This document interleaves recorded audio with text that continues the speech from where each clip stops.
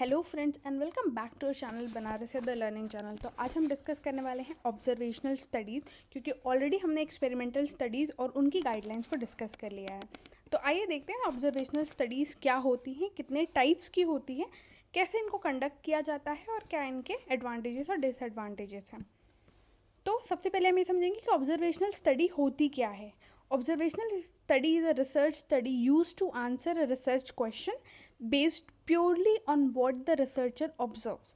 सो जो भी researcher observe करता है उसको एज इट इज़ रिपोर्ट करना ऑब्जर्वेशनल स्टडी का काम होता है। देयर इज़ नो इंटरफेरेंस और manipulation of the research subjects, no control and no treatment group is there in the observational study. तो यहाँ पे कोई मैनिपुलेशन नहीं होता, कोई कंट्रोल या कोई ट्रीटमेंट ग्रुप नहीं होता। Simply whatever the researcher is observing they are reporting that is the observational study. इसलिए इसका नाम ऑब्जर्वेशनल स्टडी ही रखा गया, क्योंकि ये ऑब्जर्व करके बताने वाली स्टडी है।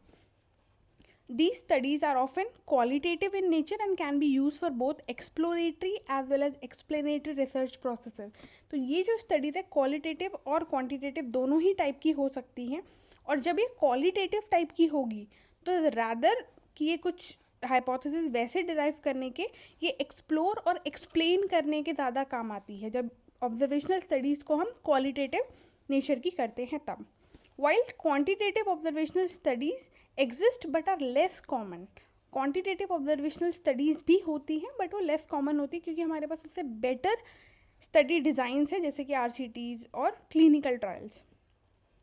और इसका यूज़ कौन कौन करता है, तो medical science and social science field students और researcher use to conduct such kind of studies.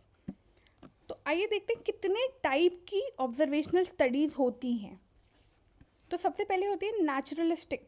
Naturalistic के सर्टेन टाइप्स है, कोवर्ट, ओवर्ट, पार्टिसिपेंट, ये सारे नेचुरलिस्टिक के टाइप है। बट हम एक ओवरव्यू लेंगे तो ओवरव्यू में naturalistic, participant observation, systematic observation, covert, overt, quantitative, qualitative, case study and archival research are types of observational studies which are most frequently used. तो सबसे पहले हम देखेंगे नेचुरलिस्टिक ऑब्जर्वेशन। जैसा कि नाम से पता चल रहा है, नेचुरल ऑब्जर्वेशन जब होगी तो वो naturalistic observation study, observational study कहलाएगी। तो researcher observes how the participant respond to their environment in real life setting but do not influence their behaviour in any way. क्योंकि हमने पहले ही पढ़ लिया कि ऑब्जर्वेशनल स्टडी में कोई मैनिपुलेशन, कोई इंटरवेंशन ग्रुप, कोई कंट्रोल ग्रुप नहीं होता है। तो यहाँ पे रिसर्चर किसी भी तरीके से इन्फ्लुएंस नहीं करेगा पार्टिसिपेंट्स को, जस्ट सिंपली ऑब्जर्व करेगा उनके रियल लाइफ सेटिंग में। तो that is naturalistic observation. Traditionally such studies have been used by animal researchers, psychologist, ethnographers and anthropologist. तो ये जो टाइप की स्टडी होती है सिंपली ऑब्जर्व करना, वो एनिमल रिसर्चर, साइकोलॉजिस्ट, एथनोग्राफर जो कल्चर और इथनिसिटी पे वर्क करते हैं, और एंथ्रोपोलॉजिस्ट जो होते हैं वो इन टाइप की स्टडीज़ को यूज़ करते हैं।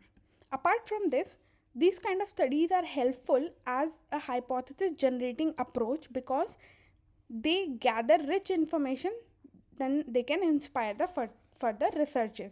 तो क्योंकि ये naturalistic ऑब्जर्वेशन है जिसमें आप बहुत सारी चीज़ों को रियल लाइफ सेटिंग में उनकी एक्सप्लोर कर पाते हैं, तो ये हाइपोथेसिस जनरेशन के बहुत काम आती है। और फर्दर क्वालिटेटिव और या फिर और डीपन डाउन करने के लिए कोई पर्टिकुलर टॉपिक को इन टाइप की स्टडीज़ को कंडक्ट किया जाता है initially.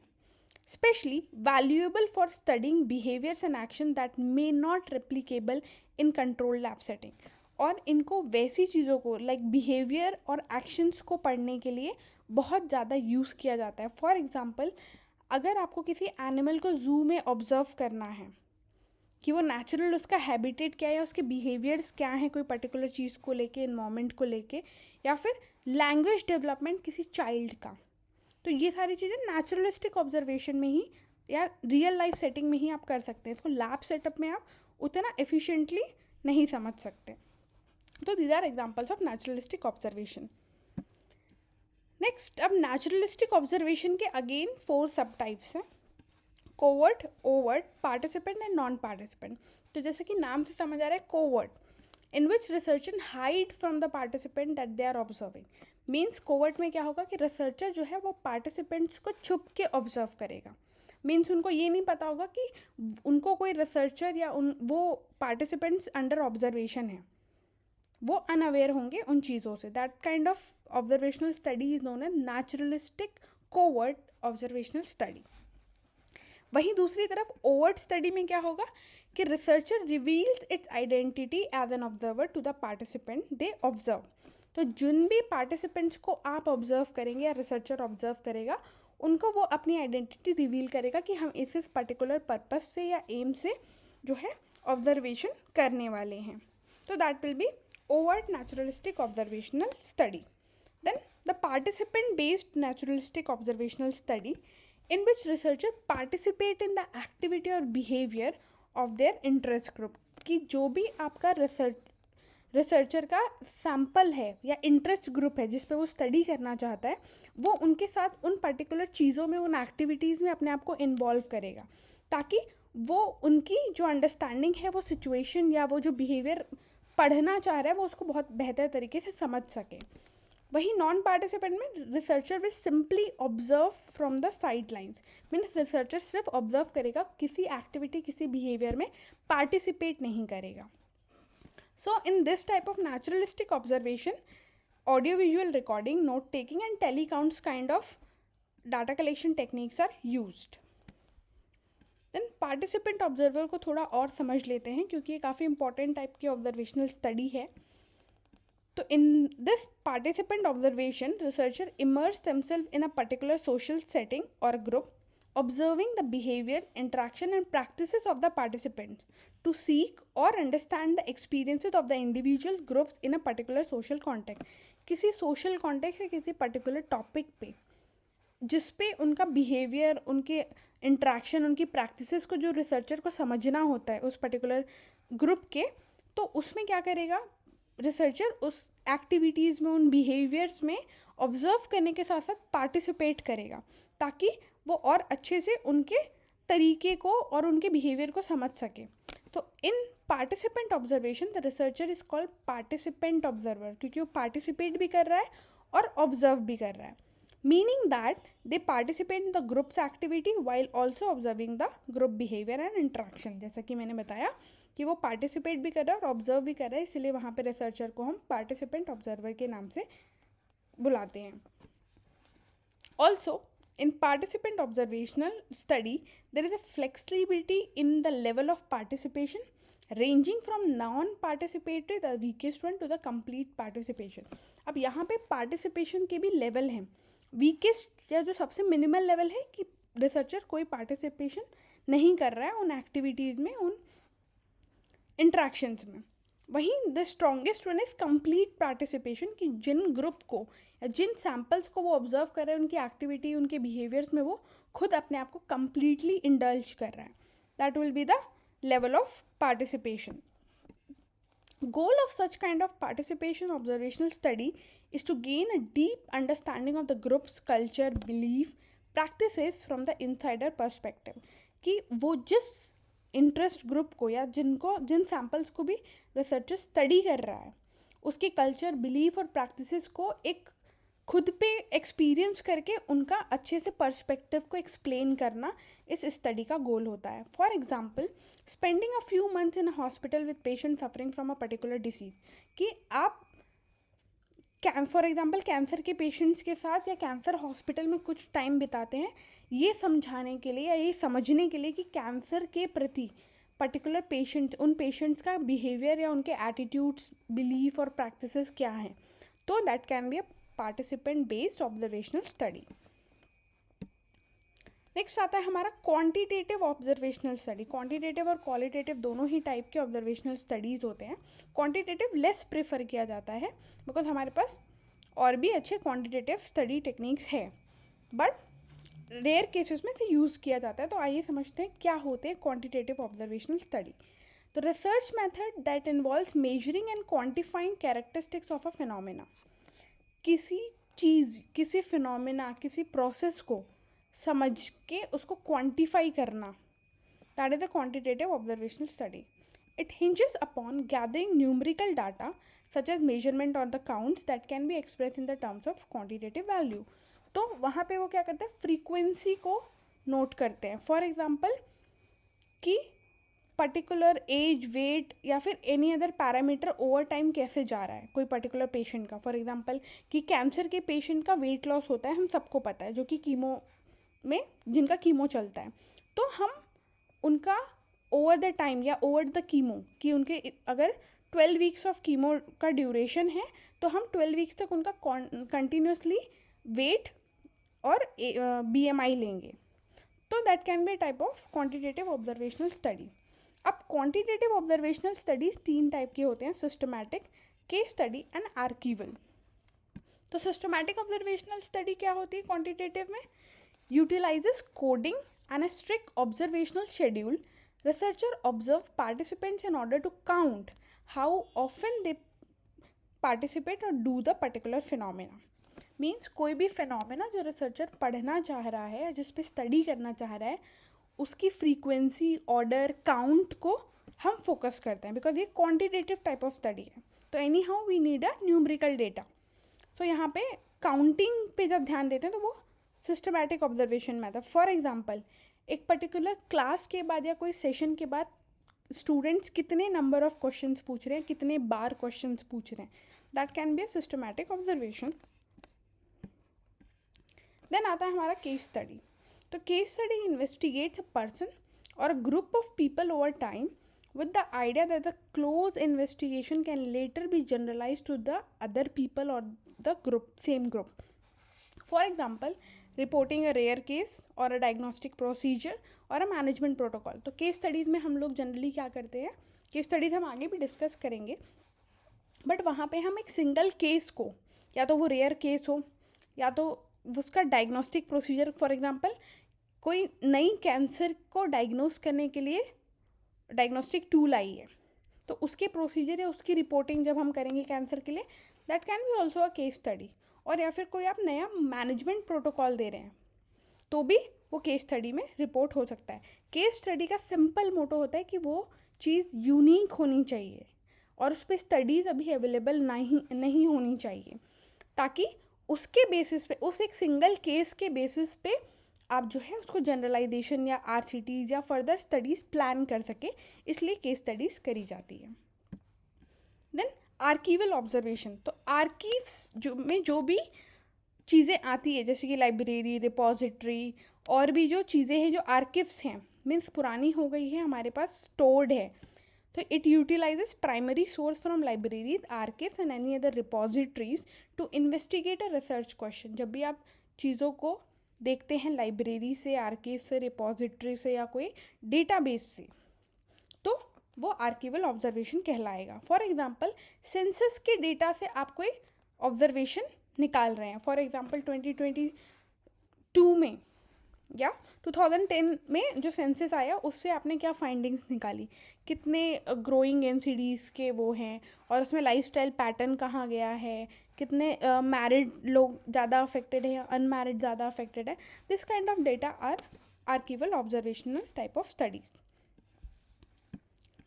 Then main focus is on our this kind of classification.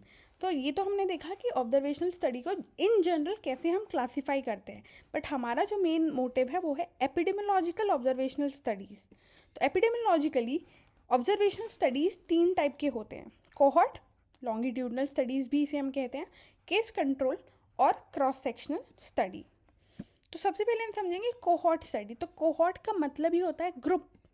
तो when we observe a group for a particular period of time, एक सेम ग्रुप को आप जब ईयर्स ऑफ या फिर मंथ्स ऑफ टाइम के लिए ऑब्जर्व करते हैं कंटिन्यूसली, तो वो कोहॉर्ट स्टडी कहलाती है. तो longitudinal in nature follows participant over a period of time. Members of the cohort are selected because of the shared characteristics, for example smoking, and they are often observed over a period of years. The most famous types of cohort study are Framingham study, Swiss HIV cohort, Danish cohort of psoriasis and depression. तो cohort study में क्या होता है कि हम same group of participants को सालों तक ऑब्जर्व करते हैं और उनकी कोई स्पेसिफिक कैरेक्टरिस्टिक्स को लेके करते हैं। तो यहाँ पे एक एग्जांपल देख लेते हैं। यहाँ पे हम स्मोकर्स और नॉन स्मोकर्स को कंपेयर करना चाहते हैं। तो स्मोकर्स का एक ग्रुप है 5 लोगों का और नॉन स्मोकर्स का एक ग्रुप है 5 लोगों का। ये सिर्फ समझने के लिए पिक्टोरिकल डायग्राम है। तो हम इसको फॉर एग्जांपल 5 साल के लिए फॉलो कर रहे हैं। तो अब हम देखेंगे कि कितनों को लंग कैंसर हो रहा है 5 साल के बाद, कितनों को नहीं हो रहा है। तो स्मोकर्स में आउट ऑफ 5 3 लोगों को लंग कैंसर हो सकता है या हो रहा है, और out of 5 non-smokers, only one have the 50% chance of having cancer. So this kind of, so the next type of epidemiological observational study is our case control study. So case control study is also sometimes considered as a retrospective type of study because it rely on the back data or the previous data. So case control study bring together two groups, a case group or the study group and a control group. The case study group has a particular attribute while the control group doesn't have. The two groups are then compared to see if the case group exhibits a particular characteristics more than the control group. तो यहाँ पे क्या होता है कि हम दो groups बनाते हैं, केस ग्रुप और कंट्रोल ग्रुप। जिनको डिसीज़ हो गया है वो केस ग्रुप होंगे, जिनको डिसीज़ नहीं हुआ है, जो नॉर्मल इंडिविजुअल्स हैं, तो वो कंट्रोल ग्रुप होंगे। तो यहाँ पे हम इस डायग्राम से समझते हैं, यहाँ पे कैंसर के पेशेंट हैं, यहाँ पे नॉन कैंसरस पेशेंट्स हैं। तो कैंसर के पेशेंट्स की जब हम हिस्ट्री लेंगे, फॉर एग्जांपल उनके लाइफस्टाइल बेसिस की हिस्ट्री लेंगे, stress exposure, alcohol, poor lifestyle, poor dietary choices, this can be the conclusion in the cancer patient. While non-patient or non-cancerous patient can have a good exercise routine, good dietary choices, better sleep routine. So then we will compare both the data and we'll draw the conclusion that lifestyle factors are important for such kind of disease causation.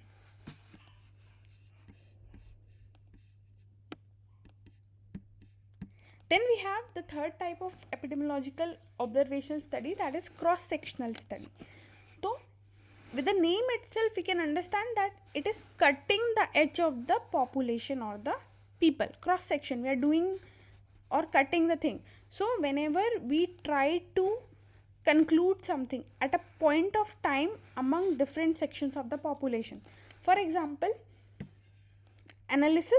analyze population of a study at a specific point of time means अभी मुझे जानना है कि 2024 में cancer के कितने rates हैं, या इस साल कैंसर के कितने डायग्नोज केस आए हैं।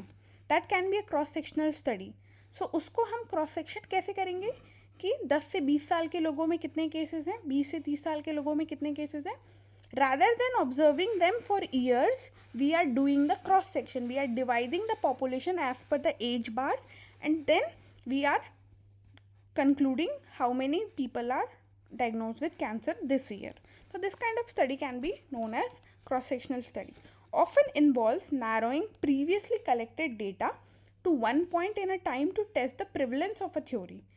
कि हम क्या करते हैं, एक पॉइंट ऑफ टाइम पे डेटा लेते हैं केस का, कंट्रोल का, और फिर हम उनको लेटर ऑन चेक करते हैं कि प्रेवलेंस हुआ या नहीं एक्सपोजर के प्रेजेंस और एब्सेंस में।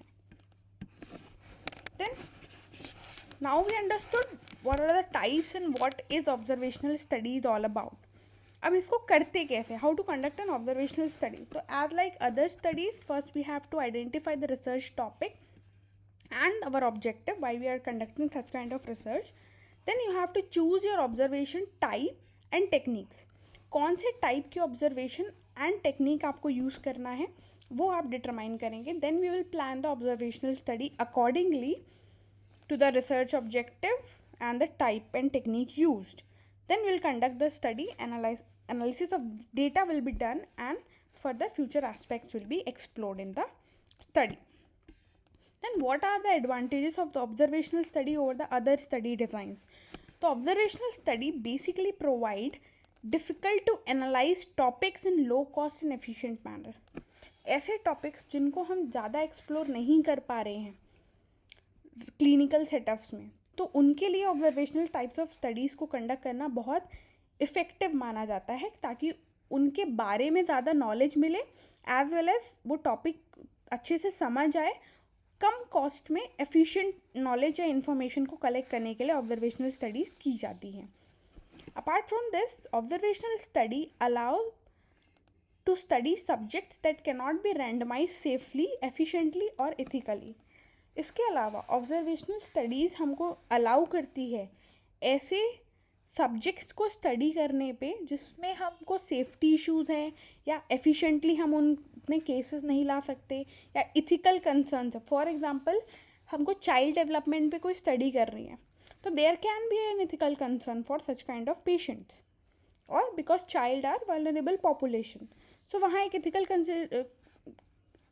कंसर्न की वजह से अगर हम ऑब्जर्वेशनल स्टडी प्लान करेंगे तो हम ज़्यादा एफिशिएंट तरीके से नॉलेज गेन कर पाएंगे without any restrictions. Then observational studies are quite straightforward and easy to conduct because what we are observing we have to describe, that's it. Then what are the disadvantages of observational study? It struggles to stand on their own as a reliable research method because of observation. So one's perception can be different to particular thing. किसी चीज़ को देखने का नज़रिया researchers का अलग अलग हो सकता है, तो यहाँ पे रिलायबिलिटी का जो इशू है वो थोड़ा आता है हमारे पास ऑब्जर्वेशनल स्टडी के लिए. इसके अलावा high risk of observers bias. For example, I have a particular concern toward geriatric population, कि मुझे जो है बूढ़े बुजुर्गों के प्रति थोड़ा कंसर्न है, तो while reporting such kind of observational data I may put my observers bias into that for showing more concern toward that population data or information.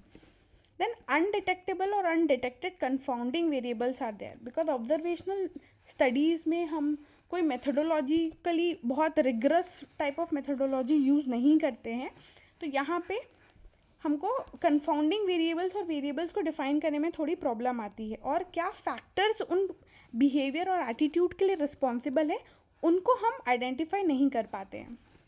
इसके अलावा observational study cannot make statement about safety and efficacy of the intervention. किसी particular behaviour, culture, phenomena की safety और efficacy observational study नहीं बता सकती because it is just an observation. Other factors they are not studying. Also इन सारे methods की वजह से ऑब्जर्वेशनल स्टडीज़ को लेस रिलायबल मेथड माना जाता है, या इसके एविडेंस को बहुत स्ट्रॉन्ग काइंड ऑफ एविडेंस को हम नहीं इसको मानते. It is just for building up the knowledge and to further know about that particular population और culture. Then what is the difference between observational study and experimental study? तो observational study never attempts to influence the responses. ये सबसे बड़ा और important factor है. Observational study में हम किसी तरीके से भी सैम्पल्स को या जो भी पार्टिसिपेंट है उनको इन्फ्लुएंस नहीं करते हैं. Experimental study provides any sort of treatment condition applied to the portion of the participant. Participants को हम किसी ना किसी तरीके से अप्रोच करते हैं एक्सपेरिमेंटल स्टडीज़ में.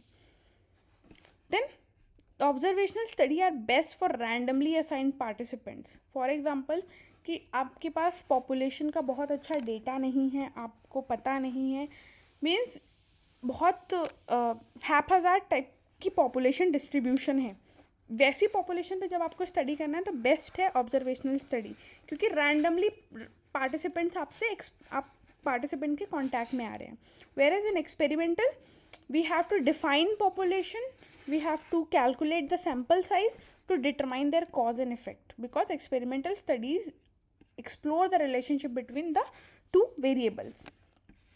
Observational studies are less reliable due to unspecified validity, confounding variables and conclusiveness. क्योंकि इसकी वैलिडिटी बहुत अच्छी नहीं मानी जाती, बायस काफ़ी ज़्यादा होता है, confounding variables को हम एक्सप्लोर नहीं कर पाते हैं और कंक्लूसिव नहीं हो पाते हैं, क्योंकि इट्स जस्ट एन ऑब्जर्वेशन.